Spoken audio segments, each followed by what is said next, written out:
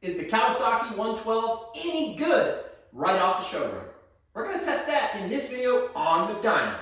And we got extra stuff coming at you. I got some bolt-ons.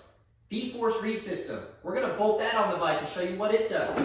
Pro circuit pipe and silencer. Right here we got the Pro Circuit 304 shorty and factory works pipe. We've got the coffee to keep me going for you guys. And a huge thanks to Craig for making this video happen. You guys need to leave a comment and say thanks, Craig, because if you don't, you're going to be cursed with some bad juju. Craig literally bought this motorcycle so this video could happen. Thank you to Craig for making this a reality. I'm excited to show what this video is all about. And then we're also going to bore that carburetor in this video and show you what some bolt-ons can do. So the vforce reeds, Pro Circuit pipe and silencer, bored and jetted carburetor. And then there's a part 2 coming up. You're not going to want to miss it. Because in part 2, we're going to show you why this bike has had a history of success in amateur racing. We're talking about Ricky Carmichael. We're talking about James Stewart. We're talking about Adam Cincerillo. We're talking about Austin Forkner. We're talking about Jet Reynolds. We're talking about a huge history of amateur riders who have come up through the Team Green program and been some of the most successful and winning bikes on the track in the Super Mini class. I mean, you've got Ryder DiFrancesco, Styles Robertson. All these top amateurs have been coming up through the Team Green program and winning on the Kawasaki Super Mini package, which has been one of the trickiest looking bikes on the track with A-kit suspension and cool wheels and built motors, and have been a really successful package. And for us, historically, this has been a very powerful bike. We used to build the 100 all the way up into 104 long rod packages. So it was a long rod 104. We didn't like the 112 variant. And we're going to see if this 112 from Kawasaki can compete with that 104 package that we used to put together. That's the purpose of part 2 that you're going to want to check back. And if you watch more videos on this channel, I've got a Yamaha Super Mini coming at you. I've got a KTM Super Mini that you can go look at another video of ours. I've got a Gas 105. I've got a Husqvarna 105. We're going to show you all of those videos if you check back on the channel and look for those videos.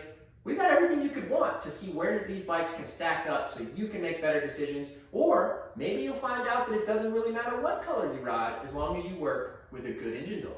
Maybe that's going to be the conclusion of the video. Let's get this bike on the dyno.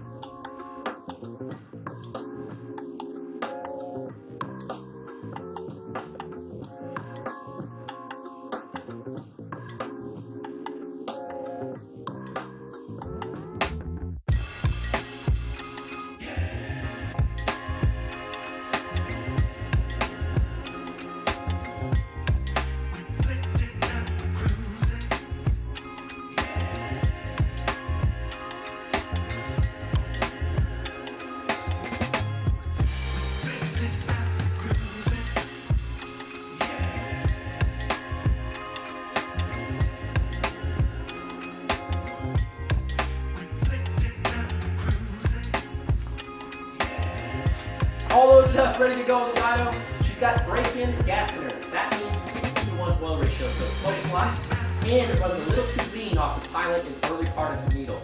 More oil means less gas going through the same jet, which makes it run leaner. Let's see what she does right off the showroom, and then let's get to the rest of this video with all the bolt-ons. I'm excited.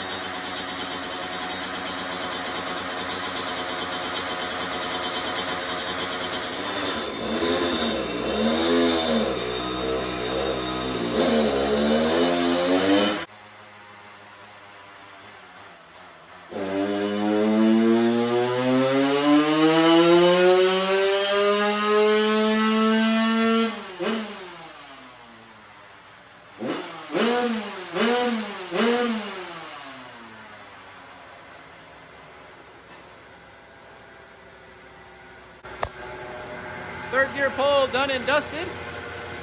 Same as last time. It peaked a little bit at 12.5 and signed off earlier than before a little bit because we didn't get the pipe heat because it's not loaded for as long. But that's a great curve. So now we have a good baseline. Peak torque of just shy of 10 foot-pounds. So the question is, how does this compare to a KTM or Husqvarna 85. So all right, how does this bike compare to other motors?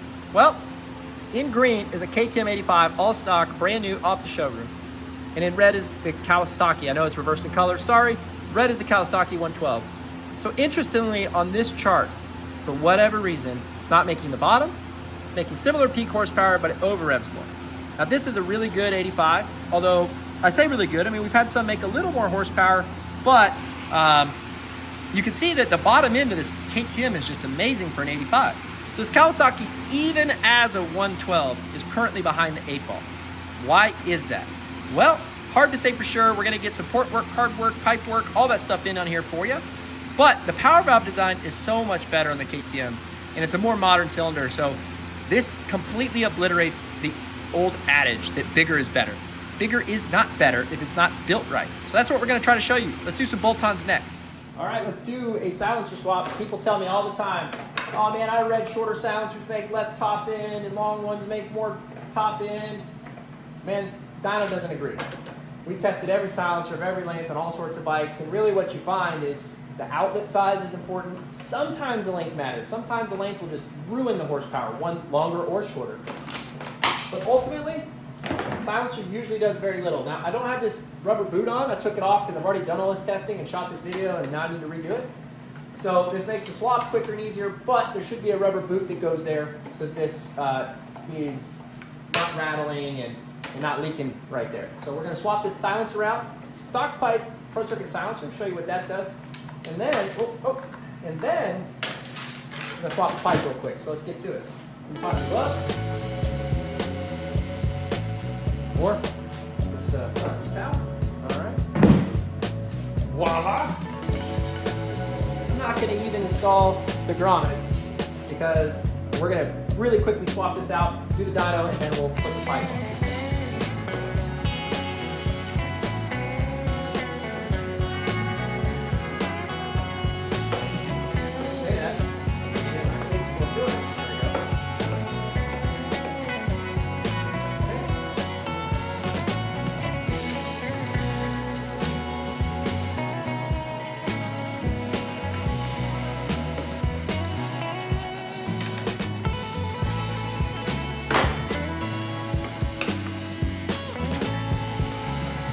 Feel better?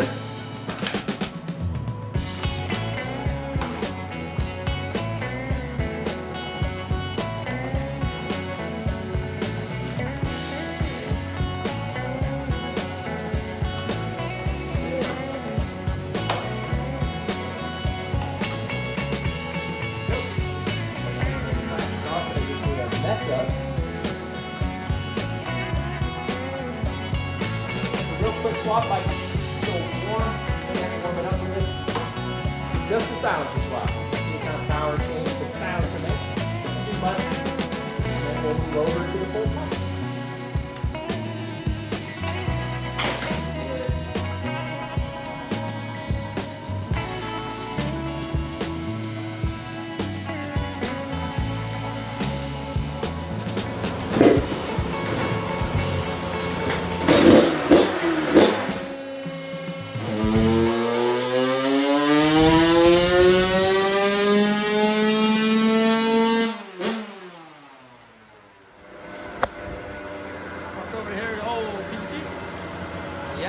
Changes. In OEM pipe, we're going to put PC silencer right here. Shift over space. Boom. Download data. What do you know? That silencer made a little bit more horsepower. Bike was much happier for some reason. I can tell you that it sounded richer. So first pulls in red, not the best, and then once pipe temperature came in, started making more horsepower. That would be this one. So we repeated really well. Final pull in green, making a little more power. Let's go to the OEM silencer, which I believe is here. Yeah, look at that. Better all the way through the front side, and then not as good on the extreme top. What do silencers do? Well, they really affect jetting oftentimes. So a little more pressure or a little less will determine how much fuel is coming in or out of that carburetor. But we really like just that silencer. Let's swap this pipe over and see what the pipe does.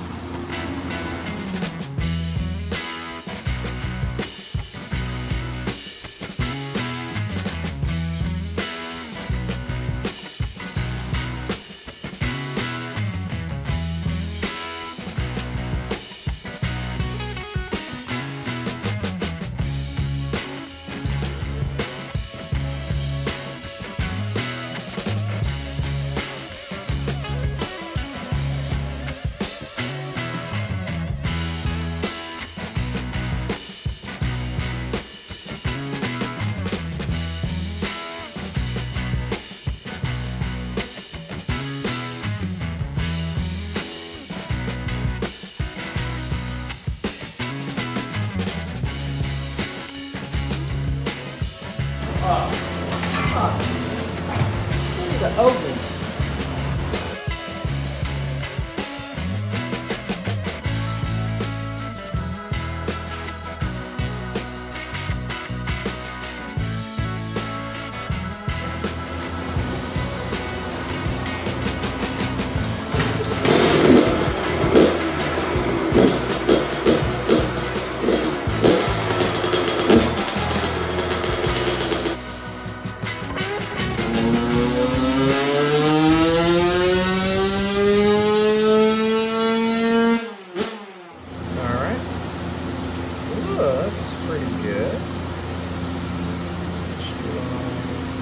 That was 4 poles, 1, 2, 3, 4, and that was the last. All right, Pro Circuit pipe in green, stock pipe in red. You can see that it's very similar, and then it revs a little further. So it's got a little more RPM. Arguably a little worse here, but pretty much the same on the way up. That's just dyno data. If we do this, it's gonna be very minimal. So this is a smoothing. Let's go to medium. And pretty much waves that out. Definitely revs a little further, so a little more RPM out of the pipe. Pipe and silencer combo, pretty good. We're up in the 22 horsepower range, so that's a little better than stock. As you saw, it really filled in this region here with the silencer. So this is a very nice combination. And let's move on to some reeds, some vforce reeds. Alrighty, boys. Next up, let's get these reeds out and put in the vforce reeds. So.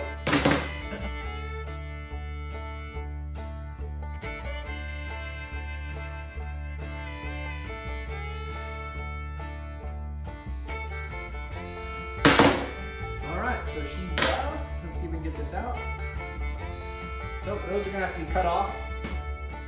Get these reeds out. Now this bike has always had good running stock reeds, just in our experience. The stock reeds run really good. So I don't think we're gonna see a heck of a lot for the vforce, but that's what we're testing this for. Give you guys all the facts and data that we can so you can make educated choices. Not a knock on any product in the market. We think all of them are great. We love all companies that work. So if it makes them power, good. If it doesn't, it's not a bad product. And this is just a dyno. You gotta go to the track, see what they do on the track. So let's cut this off and then get those vforces installed.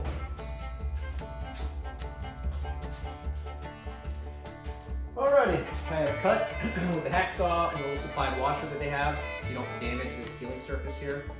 There's a little pocket for this to fit in, so hopefully it'll fit. We're gonna double check fitting here. And line everything up. So this is the top. Typically this would be the top.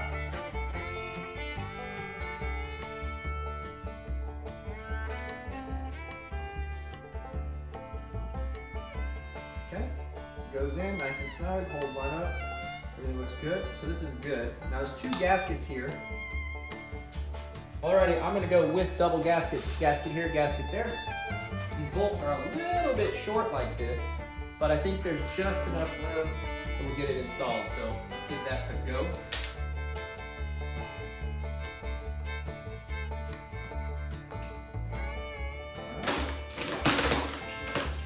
There, stock reeds are out.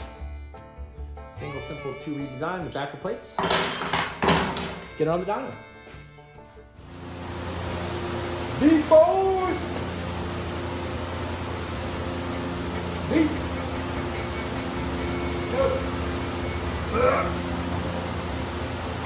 Yes. And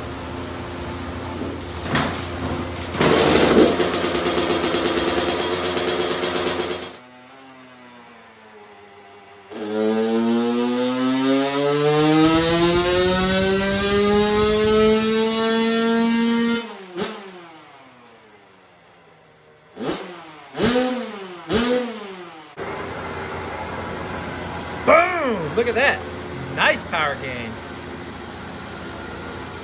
Okay, I see you, vforce. There you go.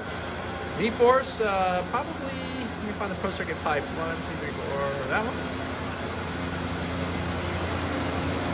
All right, vforce in green and standard reeds in red. So we picked up a very nice amount of power all the way through, but it signed off a little earlier.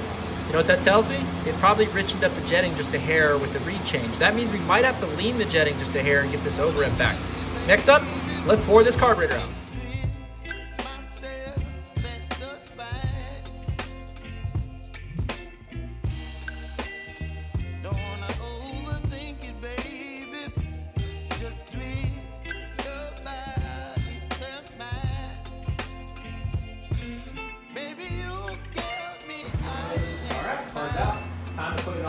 take it all apart, pull it out, put it back on the dyno.